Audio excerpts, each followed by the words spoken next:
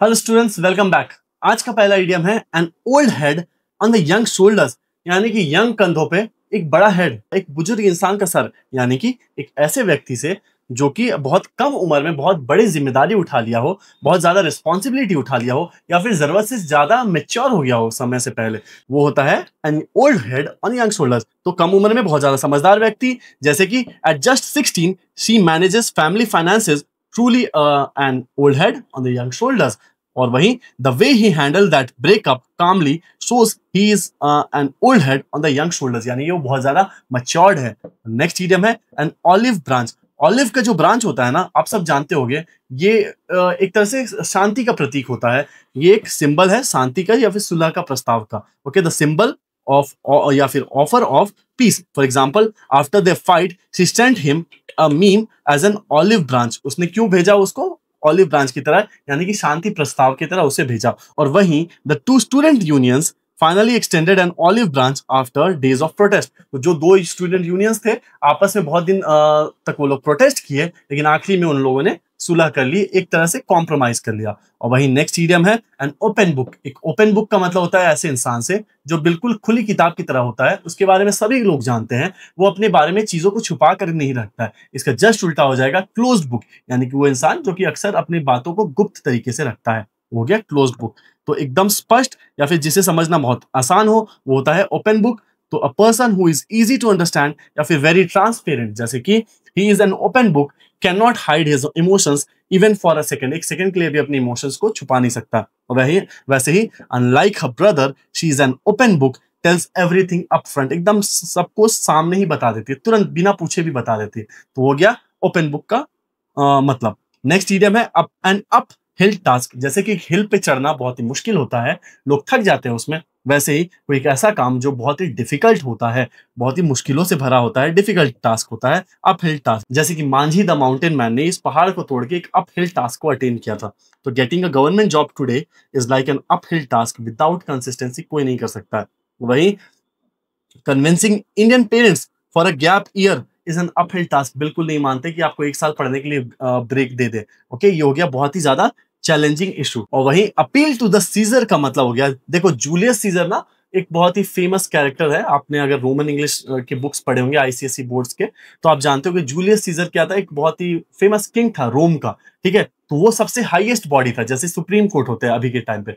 और उस टाइम पे तो राजा महाराजा के टाइम में कोर्ट्स तो नहीं थे, तो सीजर ही सबसे ऊंचा इंसान था। तो एक मुहावरा है किसी बुक में, ओल्ड टेस्टामेंट या फिर किसी बुक में था, रोमन सिटीजन उसके पास जाते हैं अपील के लिए। ठीक है, तो सबसे ऊंचे या फिर सर्वोच्च अधिकारी से अपील करना होता है appeal to the scissor.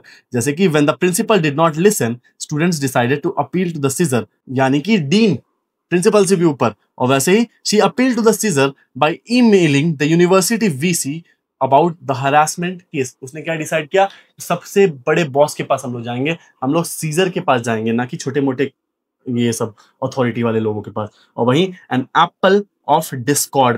Apple of discord का मतलब होता है झगड़े का विषय। ये जो एप्पल है ना, एक्चुअली एक बार लड़ाई का विषय बन गया था। क्यों? क्योंकि एक बार ना राजा रानी के घर पे क्या होता है, एक बहुत ग्रैंड शादी हो रही थी, किसी की भी हो रही होगी। तो उस शादी में बहुत सारे बड़े बड़े देवी देवताओं को भी बुलाया गया, गॉड्स को अलग अलग बुलाया गया। तो उस बीच में ना एक डिस्कॉर्ड के देवता, यानी कि लड़ाई के देवता को बुलाना भूल गए लोग, या फिर इनफैक्ट जान करके नहीं बुलाया।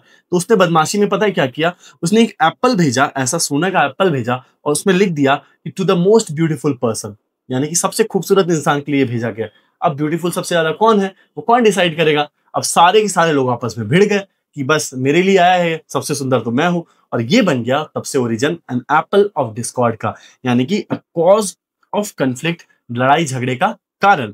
The example that one seat in the front row became the apple of discord in the classroom. सब उसमें बैठना चाहते थे। तो वैसे ही the group project marks turn into an apple of discord among the friends. Group project के marks होते हैं, उसके कारण सभी कोई आपस में भिड़ गए, लड़ लिए। और वहीं एन एप्पल कार्ट या फिर अपसेट द एप्पल कार्ट, इसका मतलब क्या होता है? देखो, जो एप्पल का कार्ट होता है ना, आप देखे होंगे फल फूल फ्रूट्स वाले जो भी लोग होते हैं, अंकल जो होते हैं, सारे एप्पल्स को बहुत अच्छे तरीके से अरेंज करते होते हैं, एक के ऊपर एक करके, ऐसे ऐसे करके बहुत सुंदर से जचाते हैं। और अगर आप इसको डिस्टर्ब कर दिए या फिर अपसेट कर दिए, तो क्या होगा? उस बेचारे की मेहनत खराब हो जाएगी, उसकी बनी बनाई योजना बिगड़ जाएगी। तो यहीं से बनता है ये इडियम का ओरिजिन। तो जैसे कि don't mention your plan to quit it will upset the apple cart before the annual review. अभी से मत बता के रखो वरना सब चीज बिगड़ जाएगा।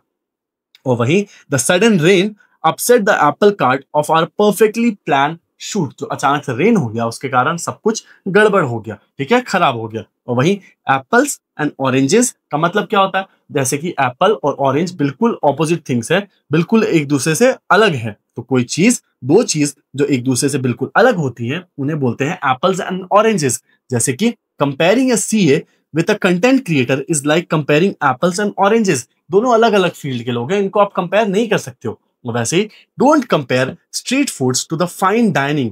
एप्पल्स एंड ऑरेंजेस बिल्कुल अलग है, ठीक है। जैसे कि ये एक आग और पानी का संगम, एप्पल्स एंड ऑरेंजेस है, बिल्कुल अलग ऑपोजिट थिंग्स है।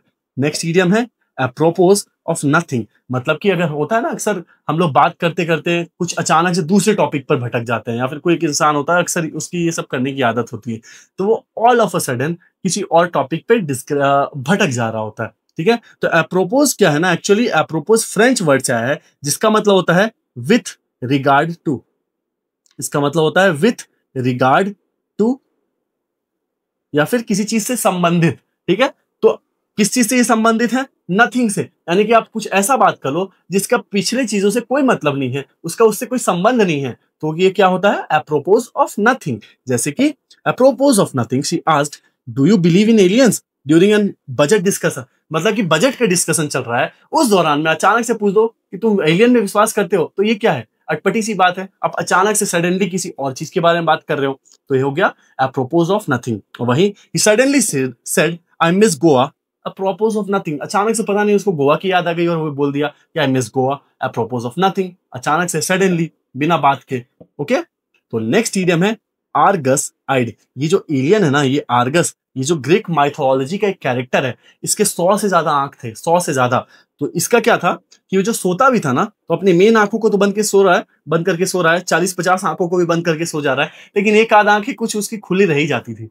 तो वो हमेशा अटेंटिव रहता था, वो अपने आसपास की चीजों को देखता रहता था। तो ये हो गया एक्सट्रीमली वॉचफुल और विजिलेंट। कोई इंसान बहुत ही ज्यादा चौकस और सतर्क होता है, वो होता है आर्गस आइड, ठीक है। Example, the warden is Argus eyed, she even notices who is 5 minutes late for the curfew। वो हमेशा इस सब चीज को नोट करती है वार्डन। और वही the exam supervisor was argus eyed, caught even the smallest cheating attempt। बहुत ही सतर्क नजर वाला, ठीक है। तो ये हो गया आर्गस आइड।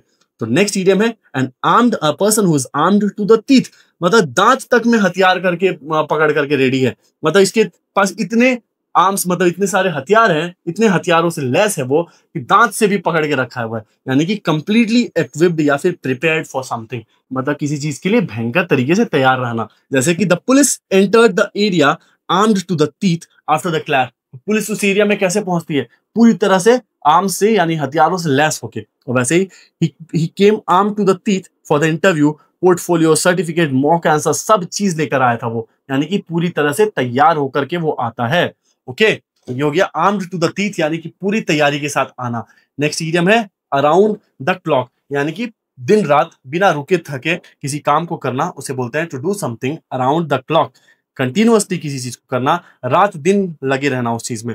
जैसे कि the IT team worked around the clock to fix the app bug. App को ठीक करने के लिए जो आईटी टीम थी, रात भर पूरे दिन रात काम की। और वैसे ही during exam season students study around the clock with chai and Maggi, यानी कि रात दिन पढ़ाई कर रहे होते हैं।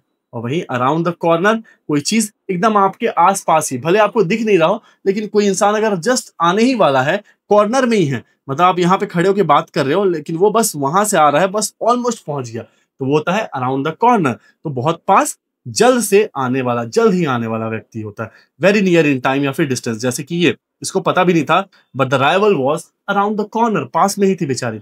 Example, final exams are just around the corner, time to revise seriously. तो एग्जाम जो है, फाइनल एग्जाम्स है, अराउंड द कॉर्नर है, बस एकदम सामने ही है, आता ही होगा। और वहीं चाय stall is around the corner from the coaching centre. चाय स्टॉल जो कोचिंग से कहाँ पे है? अराउंड द कॉर्नर, बगल में ही है, बस तुरंत पहुंच जाएंगे हम लोग। और वही नेक्स्ट इडियम है as a matter of fact. इसका मतलब होता है कोई चीज पे जोर देने के लिए, तो एक्चुअली या फिर as a matter of fact, दोनों का सेम मीनिंग होता है। तो use to emphasise the truth, किसी सच्चाई पे अगर आपको जोर देना हो तब आप इसका इस्तेमाल करते हो। तो जैसे इसका मतलब हो गया हिंदी में असल में या फिर वास्तव में, जैसे कि as a matter of fact I was just going to call you. Actual में, वास्तव में या फिर असल में मैं तुम्हें कॉल करने ही वाला था। और वहीं as a matter of fact he top the mock test without coaching, यानी कि एक्चुअल में, वास्तव में वो एग्जाम बिना मॉक टेस्ट के पास कर गया। और नेक्स्ट इडियम है as bald as cue ball. तो क्यू क्या है ना, इस गेम को क्यू बोलते हैं। तो इसका जो बॉल होता है कैसा होता है, बिल्कुल चिकना होता है, एकदम कंप्लीटली शाइनी होता है, स्मूथ होता है। वैसे ही कोई ऐसा इंसान जिसके सर पे बाल बिल्कुल भी ना हो, वो बिल्कुल टकला हो, उस कंप्लीटली बाल्ड हो, वो होता है as bald as a cue ball. My uncle is as bald as a cue ball and proud of it. मतलब वो कंप्लीटली टकले हैं, गंजे हैं, लेकिन उनको उसके ऊपर प्राउड है। वैसे ही started losing hair in college, now he is as bald as a cue ball. वो स्टार्टिंग में ही उसके बाल झड़ने स्टार्ट हो गए थे और आज के टाइम में वो बिल्कुल गंजा हो गया है। और नेक्स्ट इडियम है as clear as a bell, यानी कि घंटी की आवाज कैसे सुनाई देती है हमें दूर दूर तक, एकदम कानों को पियर्स करते हुए, तो वही ऐसे हो गया। तो एक वेरी इजी टू हियर या understand something that is very easy to hear and understand, तो इसका मतलब हो गया उस चीज से जो कि बहुत ही ज्यादा क्लियर है, स्पष्ट है। तो वेरी इजी टू हियर या फिर अंडरस्टैंड, सुनने में और समझने में बहुत ही क्लियर हो, वो होता है as clear as bell. Example, हर voice during the speech was as clear as the bell, बिल्कुल आराम से सुनाई दे रहा था। वही the announcement at the railway station was as clear as the bell for once, मतलब बिल्कुल क्लियर सुनाई दे रहा था। और वही if something is as clear as mud, mud clear होता है क्या, कीचड़ क्लियर होता है? बिल्कुल नहीं। तो बिल्कुल उलझाऊ या फिर अस्पष्ट चीज को बोलते हैं as clear as mud, mud की जितना क्लियर। मड का क्लैरिटी कितना होता है? 0%। तो वैसे कोई चीज बहुत ही ज्यादा कंफ्यूजिंग हो या फिर अनक्लियर हो, ऐसे कौवा बिरयानी वाले की तरह, तो वो होता है एज क्लियर एज मड।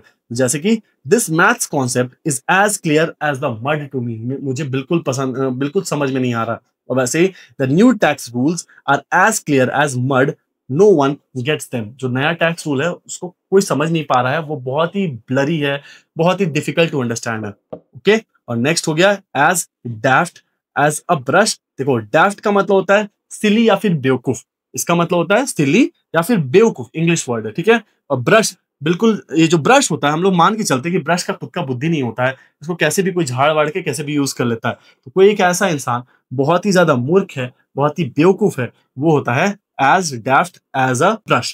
तो he is as daft as a brush forgets his ID card on the exam day। कितना बेवकूफ हो सकता है। वैसे ही the idea of walking to Ladakh barefoot is as daft as a brush। तो ये कितना बेवकूफी से भरा हुआ प्रस्ताव है, ये पैदल चल के आप लद्दाख जाओगे।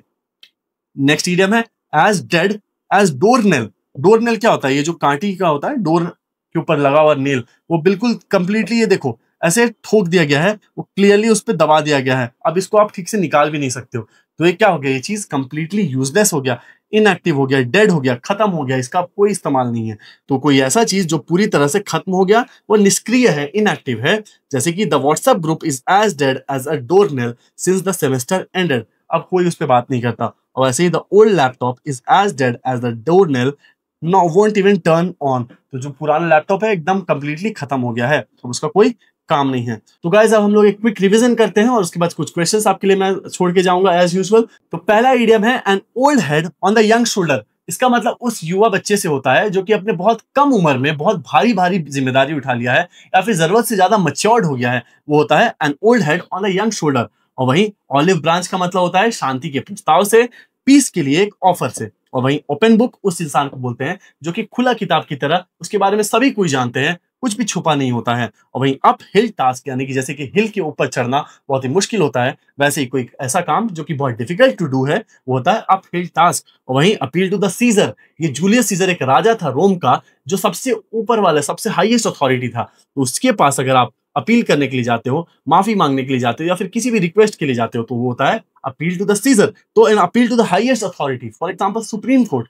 और वैसे ही एप्पल ऑफ डिस्कॉर्ड, यानी कि दो लोगों में झगड़ा का कारण वो होता है एप्पल ऑफ डिस्कॉर्ड। और वहीं एप्पल कार्ड या फिर to upset the apple card, यानी कि जैसे कि अगर आप जचे जचाए एप्पल के कार्ड को अगर डिस्टर्ब कर दो, तो किसी की आप योजना को असफल कर दे रहे हो, आप उसकी मेहनत को बर्बाद कर दे रहे हो। और वहीं एप्पल्स एंड ऑरेंजेस, यानी कि कोई चीज कंप्लीटली डिफरेंट होना, जैसे कि एप्पल और ऑरेंज का कोई मेल नहीं होता है ना।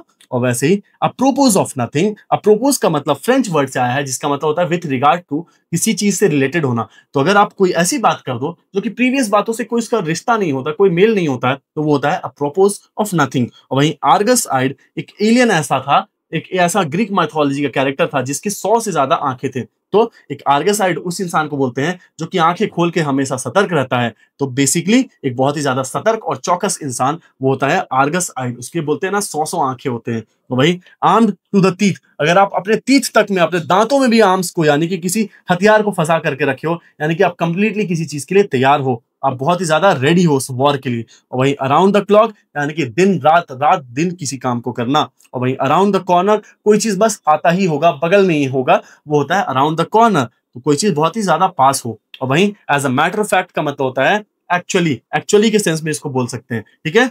और वहीं as bald as a cue ball, cue ball क्या होता है, ये जो क्यू बिलियर्ड्स जो खेलते हैं उसके जो बॉल होता है कैसा बिल्कुल चिकना और स्मूथ होता है। तो कोई एक इंसान जो गंजा होगा, बिल्कुल बाल्ड होगा ऐसे क्यू बॉल की तरह, वो होता है as bald as a cue ball. और वहीं as clear as the bell, यानी कोई ऐसी चीज से जो कि एकदम क्लियरली आपको सुनाई दे। और as clear as the mud, यानी कि बहुत ही धुंधला कौवे बिरयानी की तरह। ओके, मड बिल्कुल क्लियर नहीं होता है ना, वैसे एज क्लियर एज मड मतलब कोई चीज बहुत ही गंदा और धुंधला हो। वहीं as daft as a brush, तो डाफ्ट का मतलब होता है बेवकूफ। तो अगर कोई इंसान बहुत ही ज्यादा सिली है, बेवकूफ है, तो वो होता है as daft as the brush. और वहीं as dead as a doornail, तो एक डोर का जो नेल होता है अगर आप उसको इतना ठोक दो कि वो वापस उसको निकाल भी ना सको, तो वो होता है कोई ऐसी चीजें जो कि अब वापस रिवर्स नहीं की जा सकती है, पूरी तरह से खत्म हो गया है, इनएक्टिव हो गया है। ओके, तो गाइस ये थी आज की वीडियो। मैं आपके लिए 3 सेट्स छोड़ कर जा रहा हूं, आप इसको सॉल्व करना और इसके आंसर्स को कमेंट सेक्शन में मेंशन करना। तो चलो मिलते हैं अगले वीडियो में। Thank you so much.